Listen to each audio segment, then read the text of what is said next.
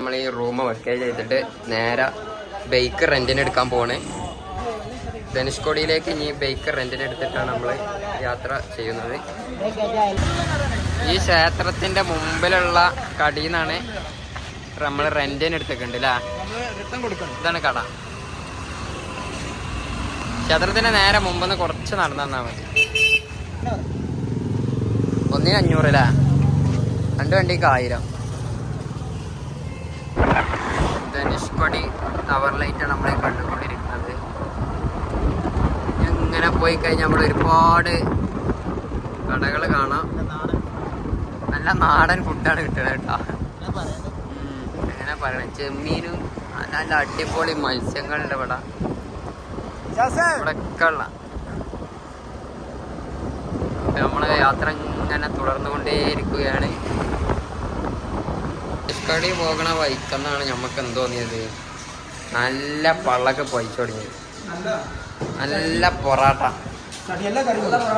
നല്ല കറി, ചിക്കൻ കറി. ഈ താത്ത നമുക്ക് സ്പോൺസർ ചെയ്താണ്. സ്പോൺസർ അല്ലേ? പൈസ ആണോ അതിന്?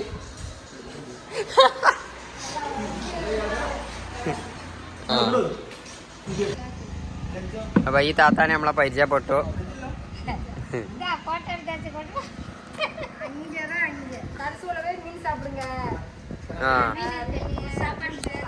എങ്ക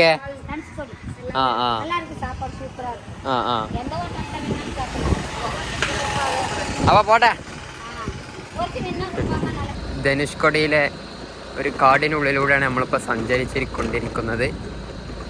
ഒരുപാട് ബിൽഡിങ്ങുകളാണ് അവിടെ പൊളിഞ്ഞു കിടക്കുന്നത്. പണ്ട് സുനാമി വന്നതാണെന്നാണ് അറിയപ്പെടുന്നത്. നമ്മളെ മുമ്പ് തന്നെ ഒരു കുതിര നിൽക്കണ്. ഒന്ന് മാറി നടിക. ഇത് കാട്ടുകുതിരയാണ് തോന്നുന്നുണ്ട് കേട്ടോ. സാധാ കുതിരല്ല, കാട്ടുകുതിരയാണ്. ധനുഷ്കോടിയിലേക്കുള്ള ഒരു യാത്രയിലാണ് നമ്മൾ. അപ്പോൾ നമ്മൾ പോയിക്കൊണ്ടിരിക്കുന്ന റൂട്ടാണിത്. ധനുഷ്കോടിയിലെ പ്രധാന സ്ഥലമായ ഏതാണ് സ്ഥലം? ഏതോ ഒരു ടെമ്പിൾ അവിടെ കാണുന്നുണ്ട്. അപ്പോൾ 2 സൈഡിലും നല്ല അടിപൊളി കടലാണ്.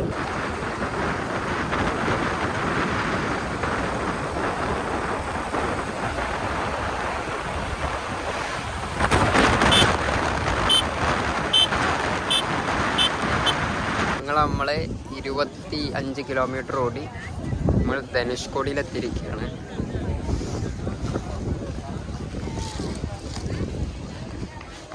ധനുഷ്കോടിയിലെ ബീച്ചൊന്ന് നമുക്ക് കണ്ട് ആസ്വദിക്കാം.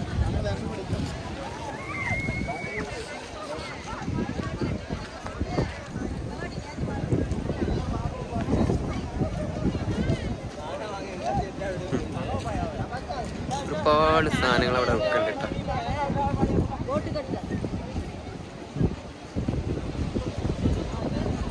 നല്ല ബ്ലൂ കളറുള്ള കടലാണ്. അറബിക്കടലിന്റെ ഭാഗമാണ്.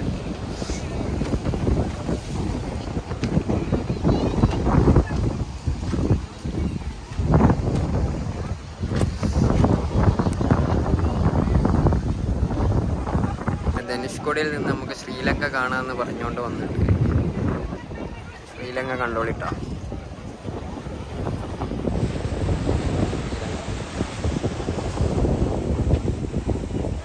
ശ്രീലങ്കൻ്റെ ഒരു ചെറിയ ഭാഗമാണ്.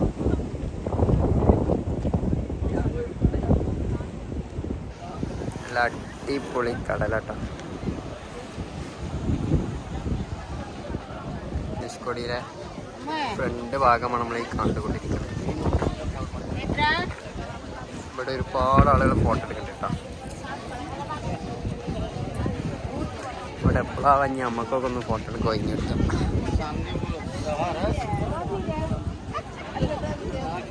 ഏതായാലും നല്ല വെയിലാണ്.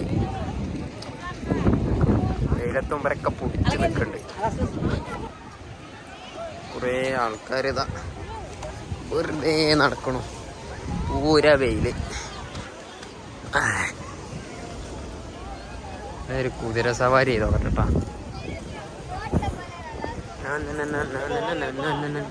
കേരി കൂടെ അടക്കാണ്ട് കണ്ട കൂടി എന്തൊക്കെയാ കാട്ടിക്കൂട്ടണോ. ഇങ്ങനെ നോക്കി നിൽക്ക. കേരളങ്ങായേ ആ ആ അങ്ങനെ തന്നെ കേരിക്കൂടാണ്ട് കുതിരൻ്റെ കളി 2 സൈഡിലും കടലാണ്.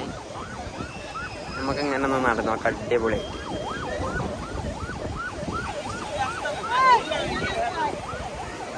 മലയാളികളെ കാണില്ല കേട്ടോ, ഫുള്ള് തമിഴന്മാർ തന്നെയാണ്. ചെറിയ ചെറിയ മീനുകളുണ്ട് കേട്ടോ അതിലിങ്ങനെ കയറുന്നത് ഉണ്ടോ. ഈ ഒലിവിലൂടെ ഇങ്ങനെ മീനുകൾ കയറുന്നുണ്ട്. നമ്മളെ കാല് ഫുള്ള് നനഞ്ഞു. ആ വെള്ളം ഇങ്ങോട്ട് കയറിയിട്ടാ. ഇതിൽ കൂടെ ഇങ്ങനെ അതാ പോണേ. വെള്ളം ഇങ്ങനെ കയറുന്നുണ്ട് ഇടയിൽ.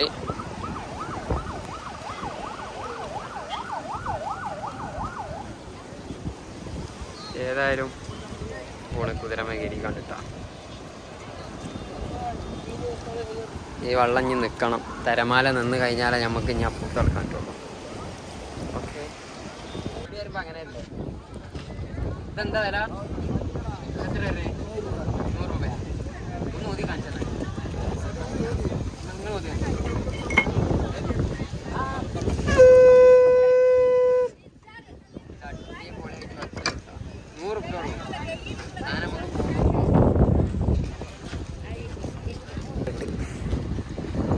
ഏതായാലും നിങ്ങളെ നമ്മൾ നടന്ന് കയറുന്നത് ധനുഷ്കോടിയിൽ സുനാമിയിൽ തകർന്നു പോയ സ്ഥലത്തേക്കാണ്.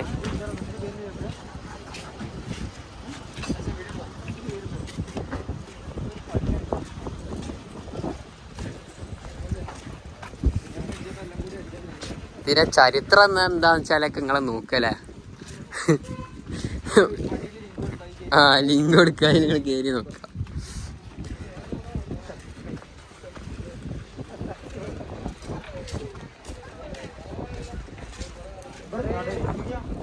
പണ്ട് തകർന്നു പോയ സ്ഥലങ്ങളാണെന്ന് അറിയപ്പെടുന്നത്.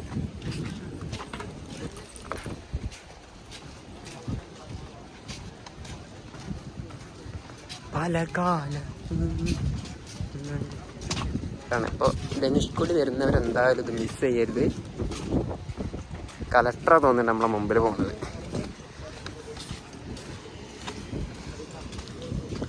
എന്താ പറയുക ഉണ്ടാക്കണേ ഇയാള്?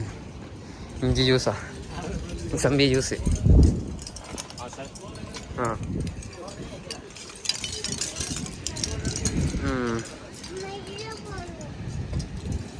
നല്ല വർക്കാൾട്ട് ചെയ്തിട്ട്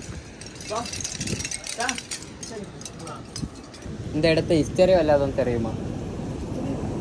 இந்த பழைய கால ஹிஸ்டரி தானே இந்த പഴയ കാല 64 ആ സുനാമി വന്നത്. இந்த இடത്ത് മൊത്തം മൂടിച്ച് 1964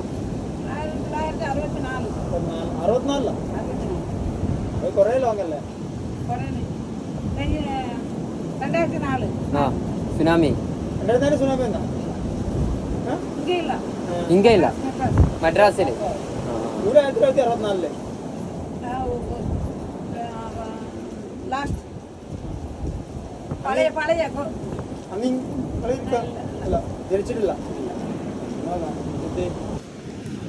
1,50,000 ആൾക്കാർ മരിച്ചില്ല. ആ 10 കിലോമീറ്റർ മൊത്തം.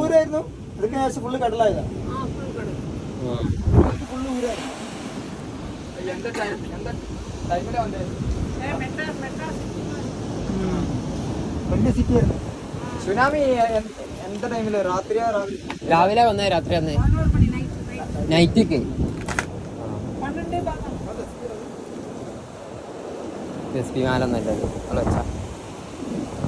അങ്ങനെ നമ്മളെ താത്താനോടും ടാറ്റ പറഞ്ഞുകൊണ്ട് പോവാണ്. Okay next time